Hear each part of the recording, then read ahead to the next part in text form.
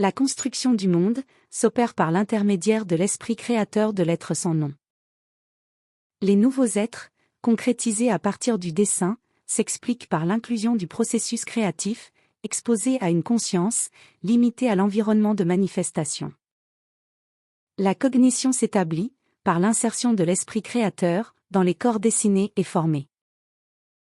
Le processus de construction, accessible à la connaissance de chaque être, bénéficie de l'aide de la temporalité qui, pour une meilleure compréhension, est divisée, de manière plus simple pour l'entendement, en commencement, milieu et fin.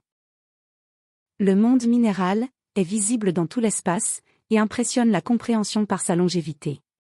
De lui proviennent les composants qui donnent forme aux autres êtres.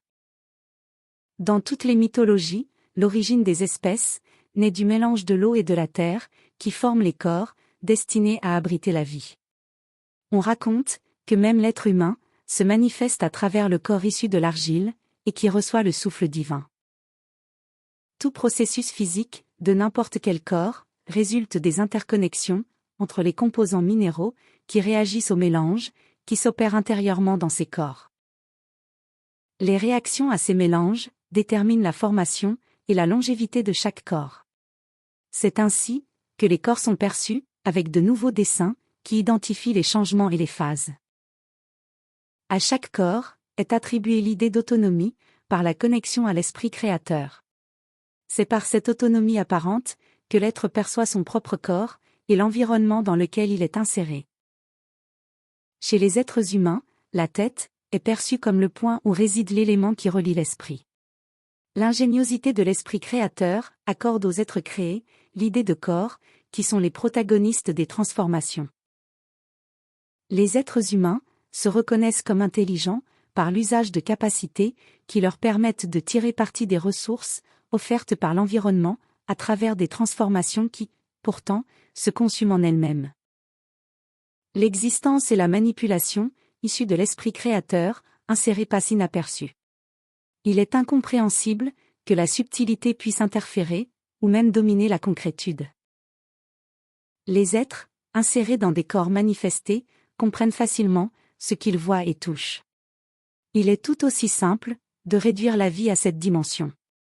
Toutefois, dans ce résumé, l'être éprouve un profond malaise face à ce qui demeure incompréhensible. L'univers en vient à être expliqué par le résultat des réflexions et du labeur ardu d'êtres obstinés. La science naît de l'inconformité, de l'inquiétude et du refus d'accepter des explications sans fondement.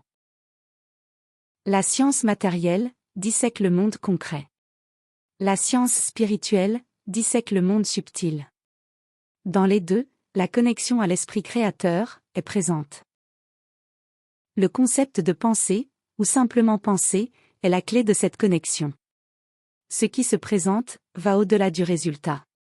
C'est la présence vivante de l'esprit créateur, issue de la partie non manifestée de l'être. La littérature mythique, mystique et occultiste offre, avec générosité et respect, ce chemin de l'être vers lui-même. La capacité d'interpréter et de comprendre sera toujours présente. Le livre muet ne porte qu'une seule phrase. Lis, lis, lis et relis. Travaille, et tu obtiendras.